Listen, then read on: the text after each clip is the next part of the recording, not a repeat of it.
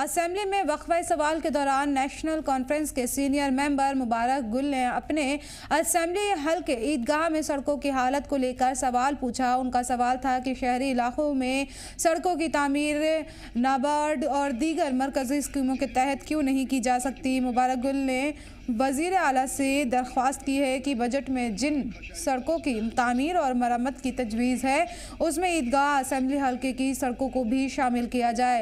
आर&बी minister और deputy CM Surendra Chaudhary ने जवाब में इस मामले को देखने का यकीन दिलाया। एश्योर करेंगे मुझे कि जो नाइंसाफी मेरे साथ हुई है मेरे इलाके के साथ ईदगाह कॉन्स्टिट्यूंसी के साथ, क्या ये उसमें मुझे मदद करेंगे, क्या मुझे अच्छा खासा कुछ दे देंगे मैकडम, ताकि मेरे इलाके के लोग जो जम्मू कश्मीर का एक दिल है शहरी खास उसकी सड़कें भी ठीक हों।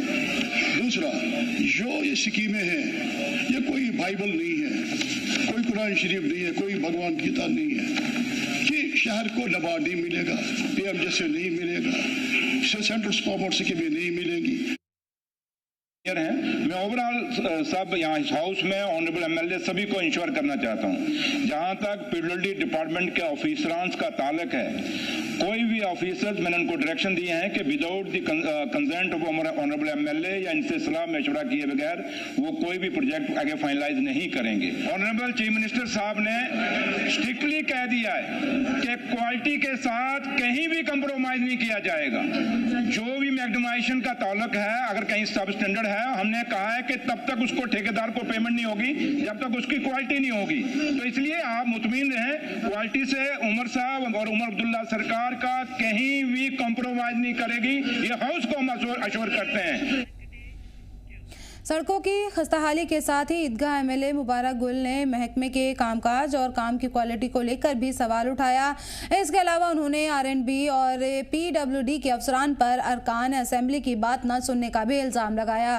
बीजेपी के सीनियर विधायक चंद्र प्रकाश गंगा ने भी उनकी हिमायत की।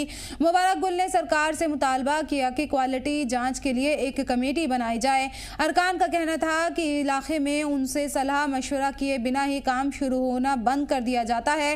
डिप्टी सीएम ने ऐवान को यकीन दिलाया कि एमएलएस की बात को ने सुनने वाले एहलकारों के खिलाफ सख्त कार्रवाई की जाएगी। उन्होंने कहा है कि सरकार ने वाजे कर दिया है कि प्रोजेक्ट की क्वालिटी जांच होने के बाद ही ठेकेदारों का पैसा जारी किया जाएगा। मैं ये कहूंगा कि जो इन्होंने मैग्डम डाला मेरे इलाके में वो उठ गया, उसकी क्वालिटी कहाँ थी। और मैं एक चाहता हूं कि मेरे और जो अफसर लोग हैं वो भी लाइट लेते हैं एमएलए को।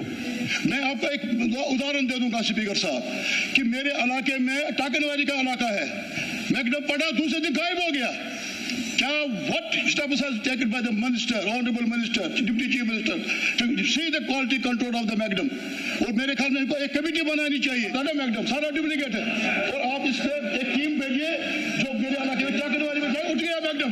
अपने वहां जाके सीएम साहब ने भी कहा था कि एमएलए के बगैर कोई प्रोजेक्ट नहीं हो, लेकिन वो काम जो है मेरे बिना कंसेंट के वहां पर आए हैं, उस पर एक्शन होना चाहिए। आपको देखिए हैं मैं ओवरऑल सब यहाँ इस हाउस में ऑनरेबल एमएलए सभी को इंश्योर करना चाहता हूँ, जहाँ तक पीडब्ल्यूडी डिपार्टमेंट के ऑफिसरान का ताल्लुक है, कोई भी ऑफिसर्स मैंने उनको डायरेक्शन दिए हैं कि without the consent of honourable MLA या इनसे सलाह मशवरा किए बगैर वो कोई भी प्रोजेक्ट आगे फाइनलाइज नहीं करेंगे। ऑनरेबल चीफ मिनिस्टर साहब ने स्ट्रिक्टली कह दिया है कि क्वालिटी के साथ कहीं भी कंप्रोमाइज नहीं किया जाएगा।